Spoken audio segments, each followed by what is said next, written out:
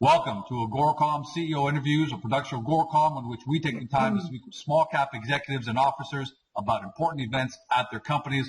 With us today, I'm happy to have for the first time ever, Marcy Kiesman. She's President and Director of Durango Resources. The company trades on the TSX Venture Exchange under the stock symbol DGO. Now, for those of you that are new to the story, Durango has acquired 2 limestone properties in northwestern British Columbia, which have been strategically chosen in an effort to coincide with the liquid natural gas projects in BC. Both projects have historical occurrences of limestone, which the company believes will fast-track exploration to production timeline since they're near-term producing properties. Marcy, welcome to the show. Good morning. Thank you. Well, before we get too far into the properties, let's talk about limestone. You know, it doesn't have that exotic reputation. Typically when people hear about limestone, they think about their home improvements and the facade and including it in their home construction. What is it about limestone that's so important to Durango? Well, Durango has chosen limestone basically primarily based on the liquid natural gas and the development up on the north coast of British Columbia. The projects are $40 billion and $36 billion just in Prince Rupert and Kitimat alone. And they are huge developments. And I've been following the timelines and the projects quite closely. Born and raised in Prince Rupert, it's always kind of, since they first started talking about it, I've been paying attention, although I've no longer lived there. It's close to my heart because I've got a lot of friends and family up that way, and the communities will benefit significantly. And so the limestone is going to be one of the key elements that will help progress not only the project, but the surrounding communities with their facades and limestone on their homes as well.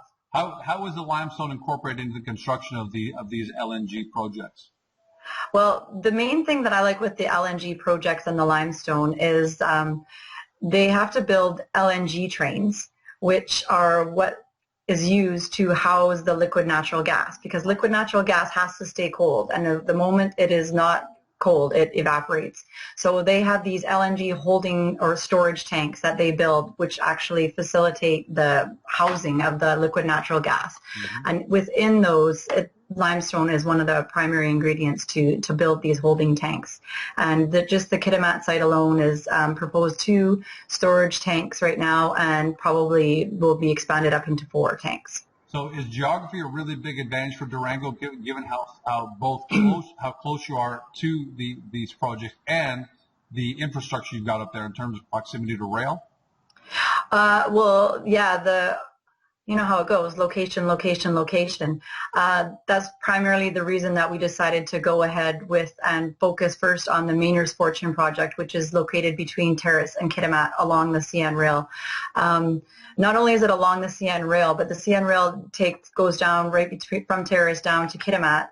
And Kitimat, I'm not sure if you're aware, is water access, and right. From Kitimat and Prince Rupert as well. The shipping time, not only to those areas just for the LNG, but if you were to ship over to Asia, the limestone, it's all the water there is ice-free year-round. There's no narrow canals to navigate for the ships. So realistically, you can ship it over to China or anywhere you want if you choose not to ship to the LNG projects themselves. Now there is some, if you're reading headlines and you don't know about what's going on specifically out there, from the headlines you think that there is actually political opposition, both in terms of First Nations negotiations, environmental opposition to these liquid natural gas projects. What's the actual status of affairs there when it comes to these LNG projects? Well, it's kind of been very interesting to watch what's happening in Prince Rupert and Kitimat from being there and seeing the development and the pre-development that's going on, and watching the headlines. The media has a very good way of portraying things a little bit differently than they are. I've just been to the Shell Consortium. They had Shell Canada had a luncheon a few weeks back with the Vancouver Board of Trade, and I attended to hear just to see if what they were saying coincides with what we're seeing on the ground at the potential sites. And according to everybody, especially for the Shell Canada site, it is moving ahead, despite they have reached agreements with all the First Nation communities surrounding the area.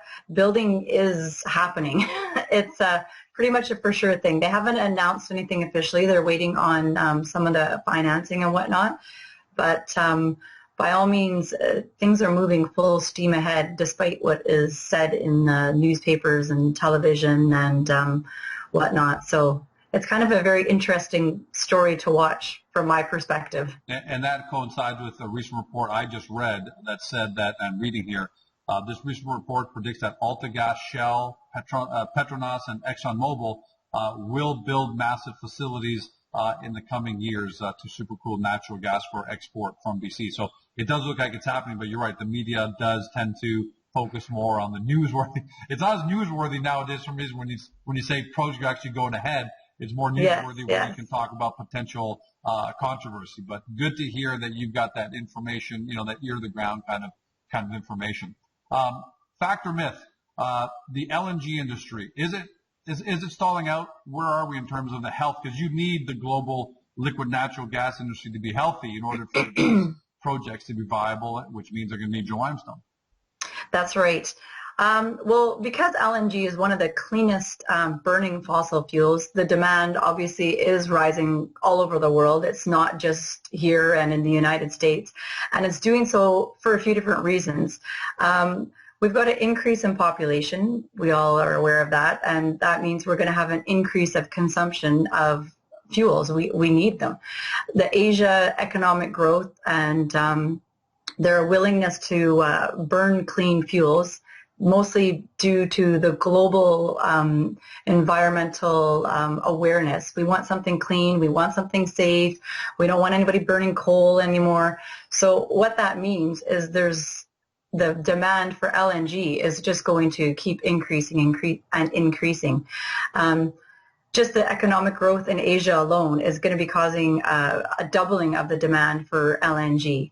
And being that these projects that Petronas and the Shell are putting together along the North Coast, mostly due to shipping reasons, same reason for why we've chosen our limestone locations in there, it all just works into play. It's the fastest shipping route to get over there. It's easy water, ice-free. There's no narrow anything to navigate. And BC, being the bountiful province that we are out here, we've got 150 years worth of natural gas that would provide not only us domestically here in Canada, but including the export markets. We've got 150 years worth of natural gas that we are able to pipeline and then ship over to Asia. So I don't see that there's going to be any shortage or decrease or even a status quo of the demand. The demand is only going to get greater. Just to date, there's been $7 billion invested by industry to acquire the assets for the LNG industry. And another $2 billion has been spent on the construction preparation. This is something that isn't going to be going away, despite there's probably a few environmentalists and rogue, people that are not going to want things to go ahead. But they will be. Where their mouth is at the end of the day. They're putting billions of dollars there. It's happening. They're not spending billions of dollars to have it. Yeah, on a maybe. It's not going to happen. So like right now. Let me ask you this. So it looks like everything is moving ahead. So it seems like the world natural gas, from what liquid natural gas industry is looking great from a demand point of view. The projects are moving forward in British Columbia. So here's the last natural question I have for you. I know these are historical numbers that you've got there, but how much limestone do you think you have? And then at one point, do you come out with a definite number? Because I guess you're going to have to comply with 43101. But how much do you have there so that you can actually feed into this big growing monster of an industry out there? That's a great question. So what we've got to date, there's 6 parallel limestone units that are northeast striking. They're about 2 kilometers thick, and The grade of the limestone there is really nice. It's 96% pure limestone, which is really great because you can use it for a variety of different things. The low quality limestone, you can't use it for as many end use processes as you can for the higher quality.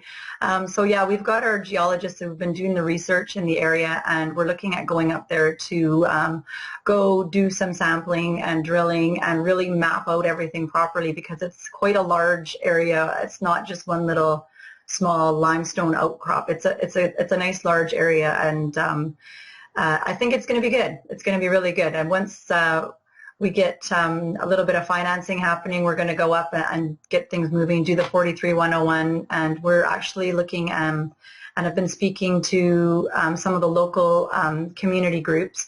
We're discussing partnerships, and I think things are going to be interesting in the near future. You should keep watch for the news releases that'll come out. Translation, you've got location. Yeah. You've got the quality. You've got the demand right around the corner from you, so you've got a lot of things lined up. That sounds great for everyone at Durango. Marcia, let's finish off with this. Obviously, great things happen on the limestone side, but the company at the end of the day isn't a one-trick pony. You've got something else up your sleeve there in terms of gold in Quebec, which isn't sexy nowadays, but it's strong enough for you to talk about. What have you got there? Yeah, gold is definitely not sexy these days, but that's okay.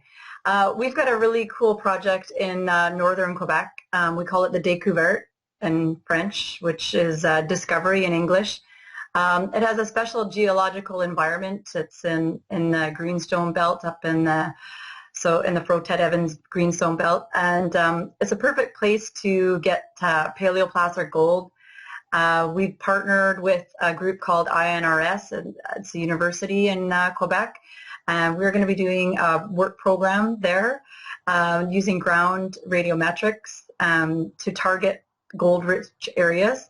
The rocks are already deformed in that area, and we've got the faults that are intersecting them. So it could give some really nice mineralizations, and we've got a crew that's going to be coming out in the upcoming weeks, and they're going to be doing their research and the deep geometrics on the property.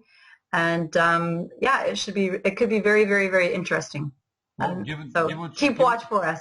Given what you got going on the limestone side to keep you more than busy for now, the fact that you're willing to dedicate time, man hours, resources to this property means it's something we got to watch out for. Definitely, yeah. We've partnered with them. It's a grant that we've applied last fall. Actually, we applied for the grant and got approval late this spring. So the crews are just getting mobilized, and towards the end of the month, they'll be up on the property doing the work. We've also staked a little bit more ground to the south of our original land block there. So we've got over 6,000 hectares. It's a really nice chunk of property next door to Cisco. It has a few previous drill holes on the new ground that we've claimed, and which also have some sulfide intersections, and they're also associated with the magnetic anomalies. Well, in addition to the limestone and the gold, now we have plenty of reason to invite you back sometime next, 45 days or so to get the next update and hear what's new and exciting with Durango. But thanks so much for joining us on this first episode. All the viewers on the GORCOM are going to enjoy this, and I'm sure even people around Durango have been following your company for a long time. We're going to appreciate this. So thanks for taking up time. We know how busy you are. Thank you so much. You've been watching Marcy Kiesman. She's President Director of Durango Resources. The company trades on the TSX Venture Exchange on the stock symbol DGO. You can find them on the web at durangoresourcesinc.com. Thanks for joining us, everyone. Have a great day. We'll see you next time.